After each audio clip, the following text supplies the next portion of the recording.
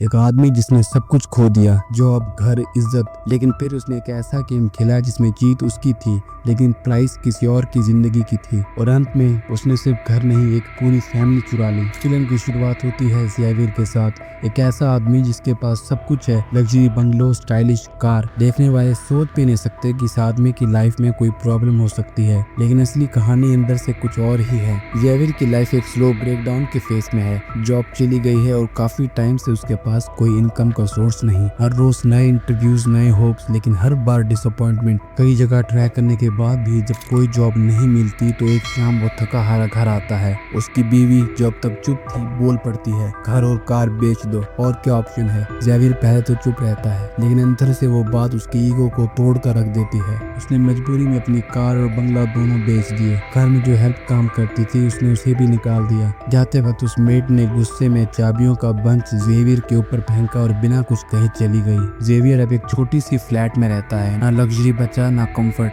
एक normal life जीने की कोशिश। पर डिग्निटी अब भी बची थी, इसलिए उसने एक शॉर्ट टर्म कोर्स ज्वाइन किया ताकि अपनी प्रोफाइल थोड़ी बेटर कर सके। वो हर जगह अप्लाई करता है, नए स्किल्स के साथ इंट्रोड्यूस देता है, लेकिन सक्सेस फिर भी नहीं मिलती। फिर एक दिन फाइनली एक कंपनी से कॉल आता है, यू आर हायर्ड। ज़ेवियर इतना खुश होता है जैसे एक अंधेरे टनल के एंड में रोशनी मिल गई हो। लेकिन जब उसे पता चलता है कि ये एक अनपेड इंटर्नशिप है, 6 मंथ्स तक बिना सैलरी के काम करना पड़ेगा, तो उसके अंदर एक हौसला फिर से टूट जाता है। उस दिन वो बिना किसी से बात किए अपनी पुरानी कार में बैठता है, वही कार जिसमें एक चाबी पड़ी थी, जो कि उसी मेड की छोड़ी हुई चाबी थी। ज़ेवियर उस चाबी को उठाता है और बिना कुछ सोचे उस घर की तरफ चला जाता है जहाँ कभी वो रहता था। घर के बाहर ज़ेवियर काफी देर तक खामोशी से खड़ा रहता है। उसका दिल टूट चुका था। उसने देखा कि घर में नए लोग आ चुके हैं, लेकिन फिलहाल कोई नहीं था। मौका देखकर ज़ेवियर चुपके से अंदर घुस जाता है। हर एक रूम में उसकी गुजरे हुए पल बसा करते थे। उस बालकनी से दिखता है शहर का व्यू उसके लिए अब भी वैसे ही मैजिकल था। तभी एक ड्रॉर में कुछ पेपर्स मिलते हैं और एक रेड टोकन। ज़ेवियर की क्यूरियोसिटी बढ़ती है। ज़ेवियर घर का कंप्यूटर ऑन करता है और नए ओनर के बारे में सब कुछ जान लेता है। नए ओनर का नाम है थॉमस। पता चलता है कि 1 साल पहले थॉमस का एक्सीडेंट हुआ था और रीजन ये थी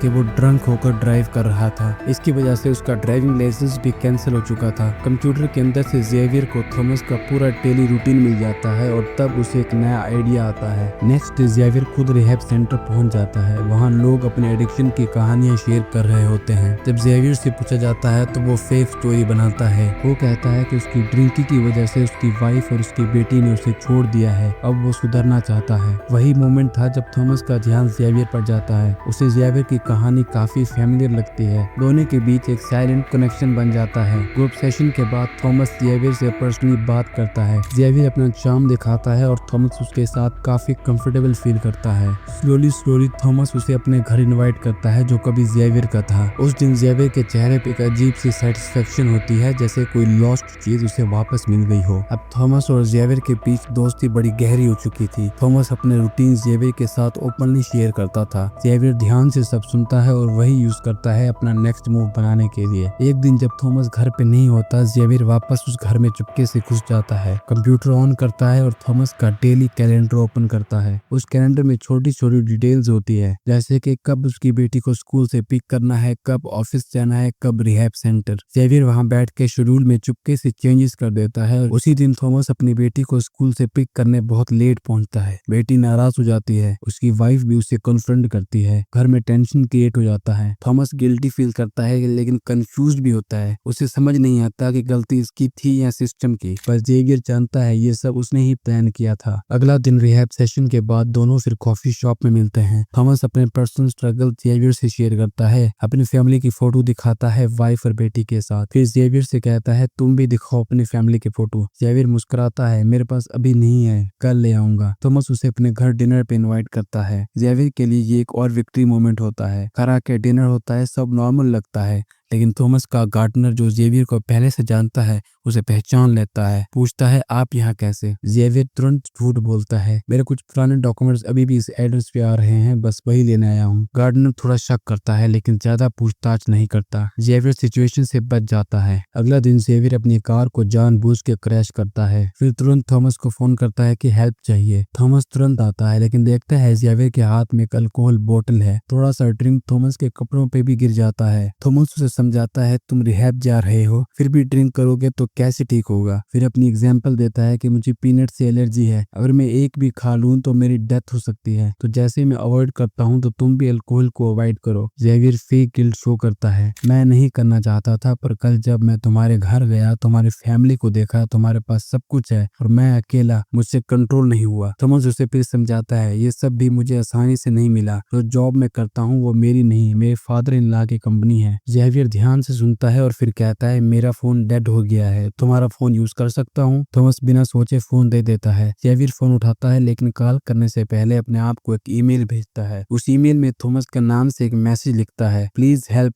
I am in trouble, come immediately. वो मेल जेवियर का मास्टर स्ट्रोक होता है। जेवियर थॉमस से प्रॉमिस लेता है, प्लीज ये सब अपनी वाइफ को मत बताना, पता नहीं वो मेरे बारे में क्या सोचेगी। थॉमस उसे हाँ कर देता है, लेकिन जब वो घर जाता है तो उसकी वाइफ को उसे कपड़ों से अल्कोहल की स्मेल आती है। वो कहती है फिर से शुरू कर दिया ना, मैंने सोचा था तुम बदल गए हो। थॉमस ट्राई करता है सिचुएशन क्लियर करने की, लेकिन मिसअंडरस्टैंडिंग बढ़ जाती है। उसे लगता है सब बिगड़ गया, पर वो जेवियर का प्लान था थॉमस और उसकी वाइफ के बीच ट्रस्ट तोड़ने का। अगले दिन गार्डनर जेवियर को कॉल करता है, मैं जानता हूँ तुम कल थॉमस के घर उनसे मिलने आए थे, अगर तुम चाहते हो ये बात किसी को ना बताऊं तो कल मुझसे मिलो। जेवियर मजबूरी में उससे मिलता है। गार्डनर कहता है मैं सब जानता हूँ, अगर पुलिस को नहीं बताना चाहते तो एक काम करो, थॉमस को बेटी के कुछ कपड़े मुझे ला दो। जेवियर गुस्से में आता है, ये कितना गंदा आदमी है, लेकिन फिलहाल जेवियर को अपना प्लान स्पॉइल नहीं करना था तो वो मान जाता है। अगले दिन जेवियर वापस थॉमस के घर जाता है गार्डनर के लिए कपड़े लेने। थॉमस का पूरा परिवार घर पे नहीं होता। जेवियर साइलेंटली अंदर घुस जाता है, कपड़े उठाता है, लेकिन तभी फ्रंट डोर का साउंड आता है। थॉमस की वाइफ वापस आ गई है। जेवियर पैनिक में छुप जाता है। उस वक्त थॉमस की वाइफ किसी को कॉल करने वाली होती है। वो कॉल जेवियर को ही मिलती है। जेवियर का फोन वाइब्रेट करता है, लेकिन वो आवाज इतनी हल्की होती है कि वो संभाल जाता है।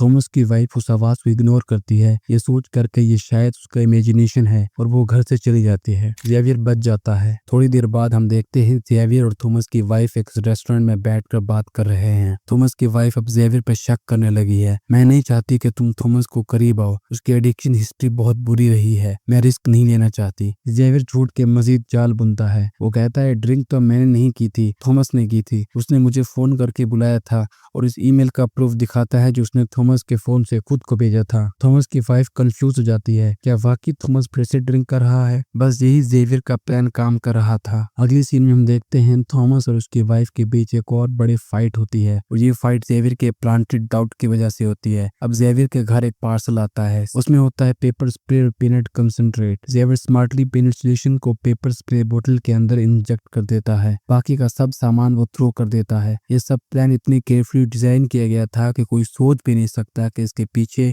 कोई इतनी डेंजरस प्लानिंग हो सकती है। जब जेवियर ये सब कर रहा होता है, उसकी एक्स वाइफ छुपके उसे ऑब्जर्व कर रही होती है। उसे सब कुछ दिखाई देता है, लेकिन फिलहाल वो चुप रहती है। जेवियर फिर से गार्डनर से मिलता है, उसे कपड़े देता है, लेकिन गार्डनर की ग्रीड और बढ़ जाती है। थॉमस की बेटी के रूम में एक कैमरा लगा दो। ये सुनकर जेवियर के पेशेंस का बांध टूट जाता है। उसे समझ आता है कि ये आदमी अब डेंजरस होता जा रहा है। उसने क्वाइटली प्लान बनाया और गार्डनर को ऐसे मार दिया कि सबको लगा उसकी डेथ एक एक्सीडेंट थी। किसी को शक नहीं होता, जेवियर क्लीन बच जाता है। जेवियर थॉमस के ऑफिस जाता है, लेकिन थॉमस गुस्से में होता है। उसे पता चल गया होता है कि जेवियर ने उसकी वाइफ से झूठ बोला था और उनके बीच मिसअंडरस्टैंडिंग क्रिएट की। थॉमस जेवियर को सॉलिड पंच देता है। जेवियर के मुंह से खून निकलता है, नोज से भी, लेकिन जेवियर इस इंजरी को भी एक अपॉर्चुनिटी बना लेता है। वो सीधा जाता है थॉमस की वाइफ के पास, उसे कहता है देखो तुम्हारे हस्बैंड ने मेरे साथ क्या किया, उसने हमें रेस्टोरेंट में देखा, अब उसे लगता है हमारा अफेयर चल रहा है, उसका गुस्सा कंट्रोल के बाहर हो चुका है, तुम्हें बचना चाहिए। वही पेपर्स पे निकालता है जिसमें पीनट सोल्यूशन भरा हुआ है और कहता है अगर कभी थॉमस वायलेंट हो जाए तो इसका यूज करना। थॉमस की वाइफ इसके ऊपर भरोसा कर लेती है और स्प्रे ले लेती है। अगले सीन में जेवियर अपनी वाइफ को कहता है मैं कुछ दिन के लिए सिटी से बाहर जा रहा हूँ। जब उसकी वाइफ रीजन पूछती है तो जेवियर बिना जवाब दिए निकल जाता है। अब वो थॉमस की वाइफ को कॉल करता है, मैं तुम्हें और तुम्हारी बेटी को एक वर्ल्ड क्लास जिमनास्ट से मिलवा सकता हूँ, क्योंकि वो दोनों को जिमनास्ट का क्रेज था। थॉमस की वाइफ बहुत एक्साइटेड होती है, वो इस ऑफर को तुरंत एक्सेप्ट कर लेती है। तीनों मिलकर जिमनास्ट के साथ एक फैमिली स्टाइल फोटो क्लिक करते हैं और जेवियर वो फोटो तुरंत थॉमस को भेज देता है। थॉमस वो फोटो देखकर इमोशनली ब्रेक हो जाता है। उसने समझा कि अब उसकी वाइफ और जेवियर के बीच कुछ चल रहा है और सालों बाद उसने फिर से ड्रिंक कर लिया। बस यही था, जेवियर जो चाहता था वो आखिरकार उसे मिल गया।